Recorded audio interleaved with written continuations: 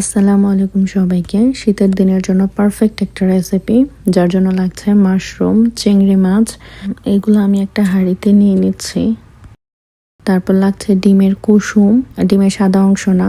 দিচ্ছি আদা রসুনের পেস্ট, দিচ্ছি পেঁয়াজ, গাজর, লেমন গ্রাস আর হালাপিনোস, সয়া সস, গোলমরিচের গুঁড়া, লেবুর রস, টমেটো কেচাপ আর দিয়ে নিচ্ছি সামান্য লবণ। যেহেতু সয়া সস দিয়েছি, লবণটা অল্পই দিব। দেন দিচ্ছি কর্নফ্লাওয়ার, সামান্য হার্ড সস দিয়ে ভালো করে মাখিয়ে নিব। তারপরে আমি 4 কাপ পানি দিব এটার সাথে।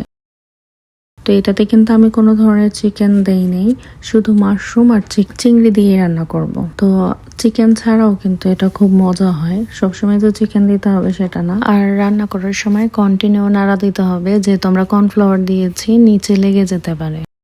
তো বাটারটা ভালো করে মেল্ট হয়ে গেলে আমি রসুন কুচি দিয়ে দিলাম। তো রসুন কুচিটা আমি একটু ভালো করে বাদামি করে ভেজে নিব। ভাজা হয়ে গেলে তারপরে আমি স্যুপের উপরে দিয়ে দিব।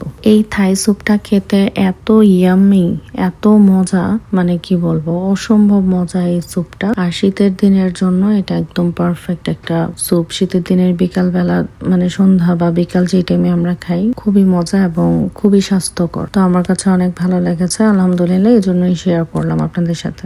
টিপসটা হচ্ছে সবকিছু একসাথে মাখিয়ে তারপরে চুলায় বসাতে হবে। হাই হিটে 20 মিনিট রান্না করতে হবে, দেন ঘনত্ব বুঝে নামিয়ে নিতে হবে।